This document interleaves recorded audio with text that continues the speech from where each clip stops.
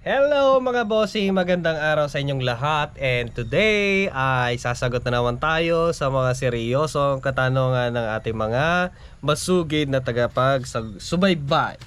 So meron na namang question yung ating mga kaibigan. A serious question need a serious answer naman. Tsaka pala guys, sa mga di pala kapag-subscribe sa ating channel, please subscribe and like and share itong video ni Juan Dilasag para naman may pambili tayo ng tinapay.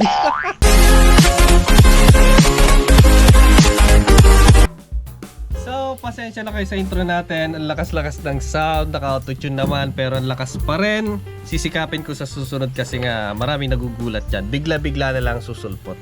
So, today, ang comment sa atin, ang tanong ay ni Sir Ferdinand Serio 5316. Boss, due to respect sa anyong sobrang power na produce, sabi mo wala ka ref, wala ka din AC, aircon. So where did your excess power goes? Just asking because you're producing more power than your need. Okay, so sasagutin natin yan. And eto yung ating pinagkakabalhan ngayon. Kuting-ting tayo. Yan, hindi tayo makapagkala kasi ang mahal ng gas. Ang mahal ng gas ngayon.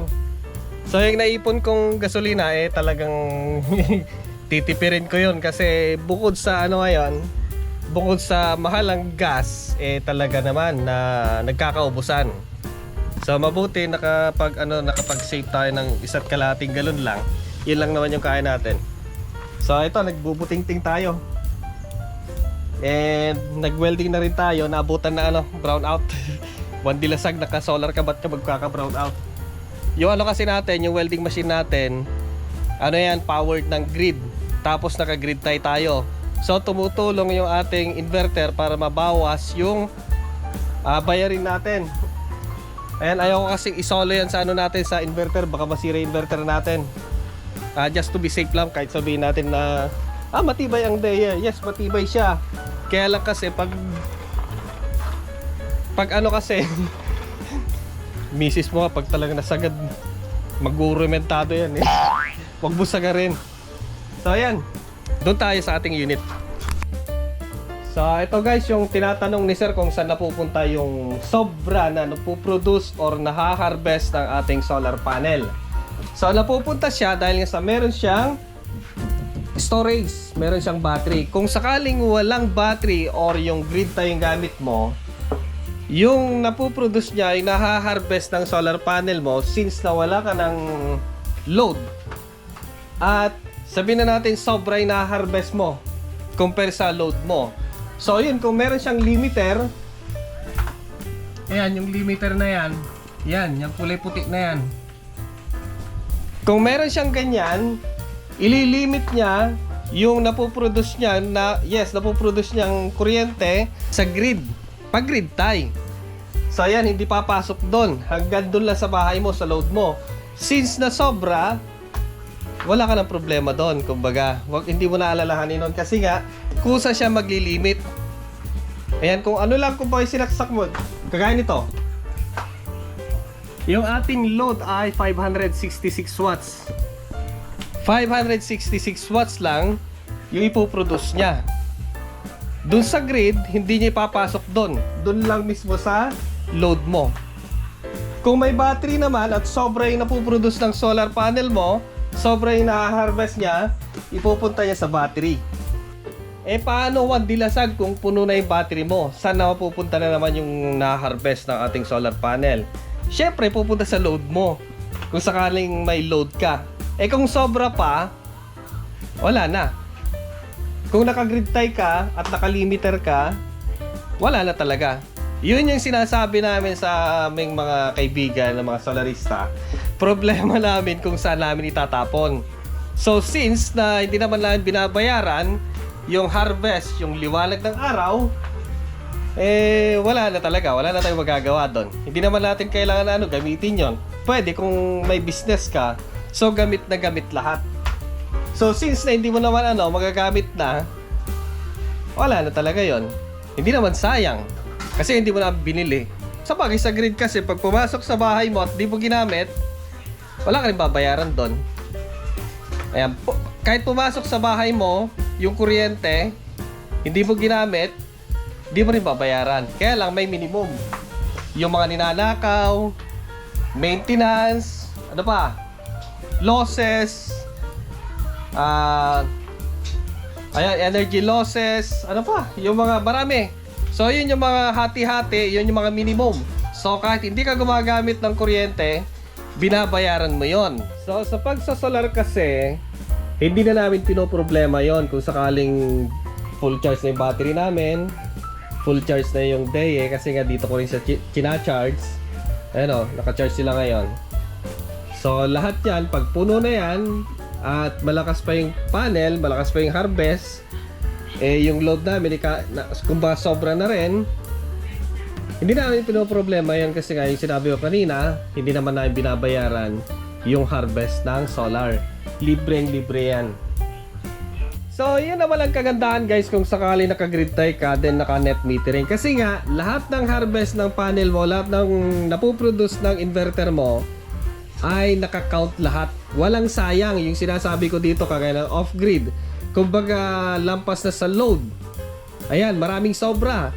Full na yung battery. Full na lahat yung appliances mo na charge. So, lahat ng ma-harvest niya, lahat ng napuproduce na niya, wala na. So, hindi naman sayang kasi nga hindi mo nang binayaran yun eh. Inuulit ko, hindi mo nang binabayaran yun eh. Pero pagdating sa grid tie kasi, lalo kung naka-net meter ka, lahat yon ay nabibilang. Ayan, kahit sabihin natin mura, ayan, kahit pa paano, hindi mo nang binayaran eh.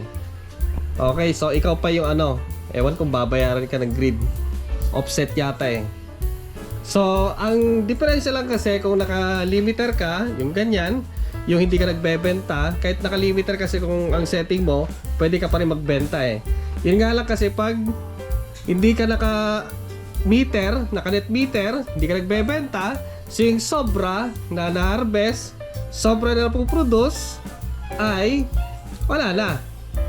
Hindi rin sayang kasi hindi mo rin binabayaran yung harvest ng solar. Yan. Pero kung sakaling may battery ka, kahit pa ay nai-imbak doon. Tapos pag brown out, kagaya brown out. Brown out ngayon, may kuryente pa rin kami.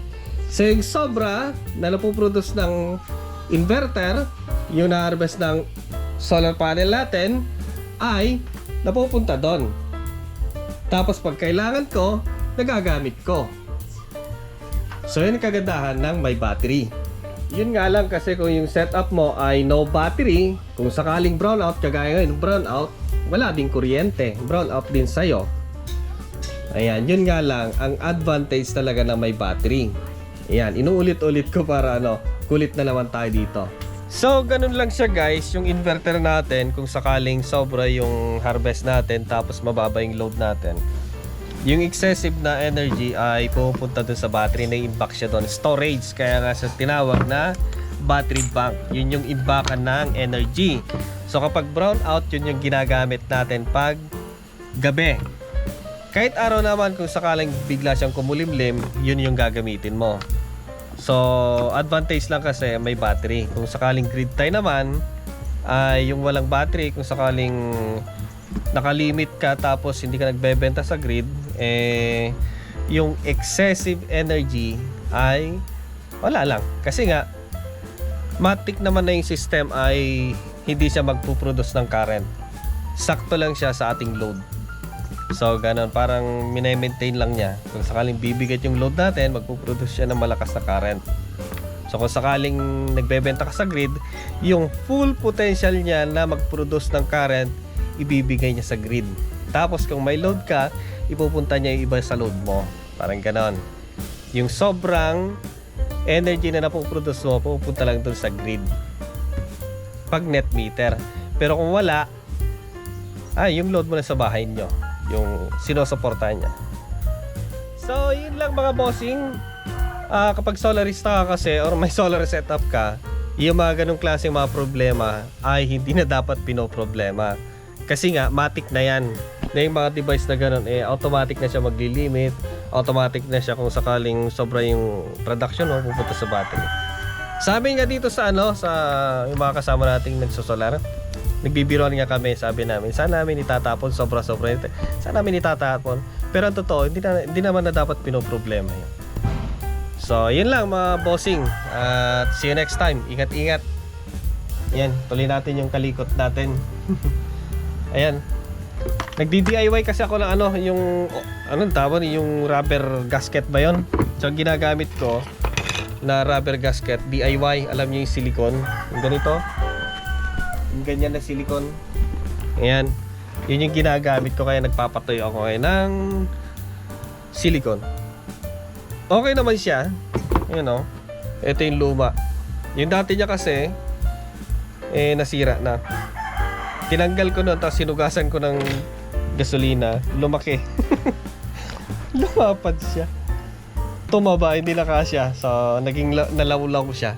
So, ngayon ay silicone yung ginagamit ko. Okay naman siya.